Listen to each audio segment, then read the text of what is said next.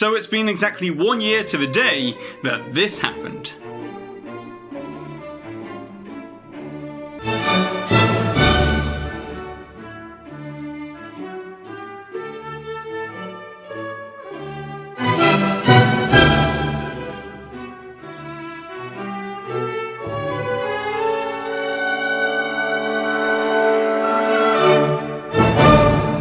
And since then, we've only received this in terms of news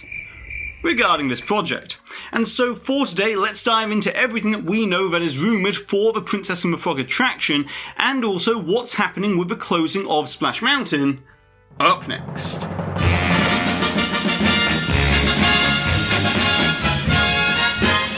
Hi there Waltoneers, I'm Jack and this is of course DSNY Newscast, and be sure to go ahead and subscribe down below if you're new to the channel, hit the notification bell if you've already subscribed, and with all of that out of the way, let's get straight into it. As on June 26th, 2020, Disney made the announcement that they had decided to replace Splash Mountain at both Disneyland and Walt Disney World with a Princess and the Frog inspired attraction. With this new attraction to take place after the final kiss, as we join Princess Tiana and Louis the Alligator on a musical adventure as they prepare for their first ever Mardi Gras performance. Despite towards the end of the movie, Louis can be seen performing on a Mardi Gras float. However, beyond that very brief synopsis in that one article, Disney has remained pretty silent on the attraction's re-theme for a whole year, which is quite odd when considering the cultural significance of Princess Tiana finally getting an attraction, and the fact that Splash Mountain is also a major e-ticket attraction within Disneyland and Walt Disney World.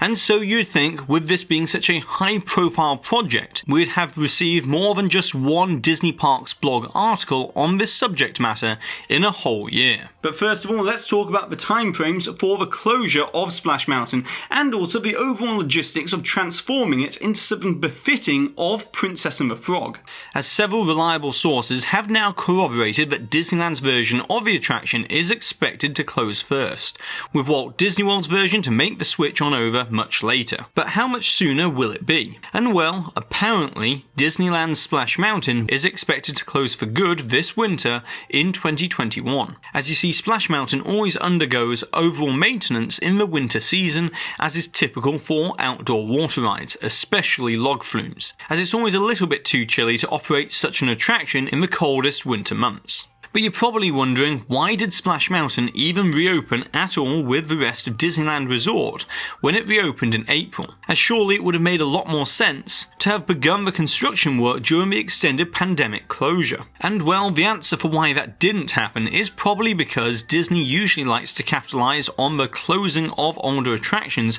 with either special ticketed events or at least limited edition merchandise, much like we saw with the Great Movie Ride and Universe of Energy's closure in 2017 at Walt Disney World and Tower of Terror at Disney California Adventure in 2016. However, given the difficult circumstances for why the attraction is going to be closing, Disney may be opting for less fanfare with no special events, and instead they'll just offer some sort of limited edition merchandise. But no matter when Splash Mountain does close, apparently the transformation period is only expected to last around 18 months or 2 years at the very most, meaning that the Princess and the Frog inspired attraction could be debuting as early as fall of 2023 in Disneyland.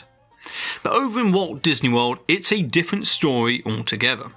as according to insiders on the WDW Magic forums, Splash Mountain is expected to remain open throughout most of Walt Disney World's 50th anniversary celebrations, meaning that it should be open for the rest of 2021 and all of 2022, with the closure expected in early 2023 at the tail end of the 50th celebrations. However, the reimagining of the attraction has supposedly hit a bit of a hiccup in Disney World, as it's rumoured that Imagineering were hoping that the Oriental Land Company that own and operate Tokyo Disney Resort would partially contribute to the rethemed project, so that they could also have the new Princess and the Frog attraction in Tokyo Disneyland as well, since the Orlando and the Tokyo versions of the ride share an almost identical ride layout, although Tokyo's entrance and queue is mirrored to the left-hand side, and the entrance there is the barn from the ride rather than the mill that we see in Orlando. But despite them sharing such similarities, the Oriental Land Company have still not commented on the retheme matter,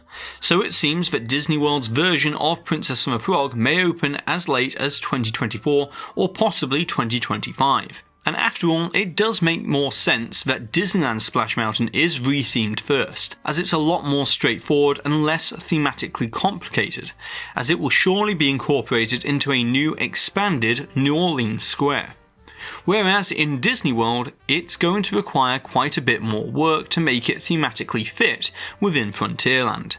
which I've discussed at length in 2 separate Armchair Imagineering videos last year, which I'll link down below, as I personally think that Tiana is much more deserving of her own original attraction at the Magic Kingdom instead of just a rethemed log flume. And I also feel that Disney could make Splash Mountain finally thematically fit within Frontierland by retheming Magic Kingdom's version to the Western River Expedition instead. But alas, that's just the musings of some YouTuber. However, when it comes to the actual attraction details themselves, as with so much of this project, it all remains rather elusive. But we have heard rumblings from various sources about what could be rumoured for the attraction, with the first being Jim Hill of the Disney Dish podcast, who last year stated that the attraction storyline will actually be more centred around Louis the Alligator than that of Princess Tiana. As of course, Tiana will be featured within the attraction a few times at the beginning and at the end. But supposedly, Louis is going to be carrying the majority of the attraction storyline,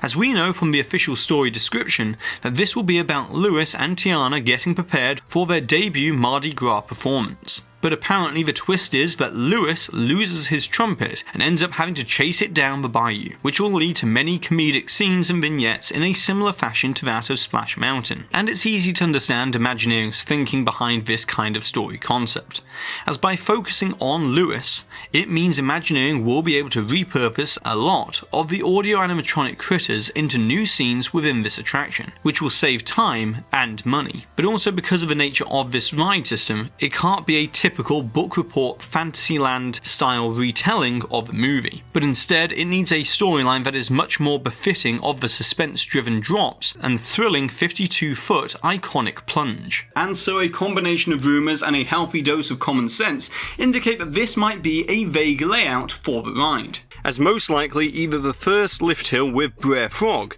or the second lift hill up throughout the barn will probably be some sort of recap of a final kiss moment from the movie, similar to what we see with the troll scene from Frozen Ever After. But then it's at the How Do You Do show scene where we'll apparently first meet an animatronic version of Tiana and Louis rehearsing for their performance, which I reckon will probably feature some modified variation of Almost There in reference to Louis performing at Mardi Gras. And then it's in the second half of this very sizable show space where Louis will lose his trumpet and the craziness will ensue, which will probably feature the songs When We're Human or Gonna Take You There as we're going down the bayou. And then after the dip drop fake out, it only makes sense that the blacklight scene before the laughing place will probably have some sort of short instrumental version of Mabel Evangeline featuring the fireflies and Ray in the stars. And then within the main bulk of the caverns of the laughing place scene, it's only logical that this is where we'll probably encounter Dr. Facilier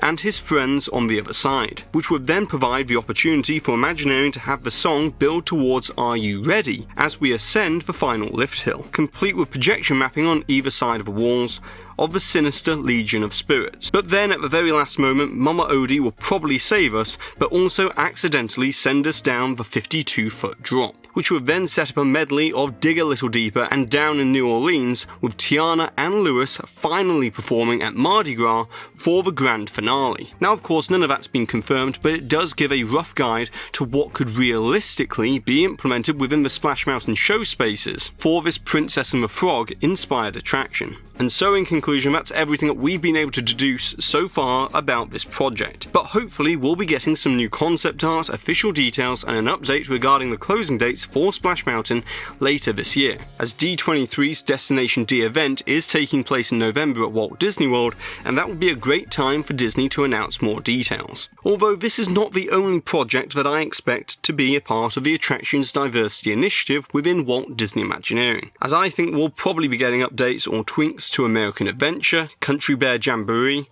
The Enchanted Tiki Room, Peter Pan's Flight, Hall of Presidents and Carousel of Progress in the coming years as well. But now, it's over to you, the Walterners. I would like to know, what are your thoughts and opinions regarding this Princess and the Frog inspired attraction, and also what would you like to see featured within the ride? And of course, as always, don't forget to put the timestamp for where the hidden Mickey appeared somewhere in today's video, along with your suggestion or your comment, so therefore that way you're in the chance to win one of these official DSNY Newscast pins. And congratulations to this Waltoner here for this suggestion from the previous video where we were talking all about the 50th anniversary of Walt Disney World. And so that's it for today. So be sure to go ahead and subscribe down below if you're new to the channel. Hit the notification bell if you've already subscribed and would like to receive notifications. And also, if you've enjoyed today's video, then be sure to give this video a massive thumbs up, as it really does help this channel out. And I've been Jack, you've been you, and I'll see you real soon.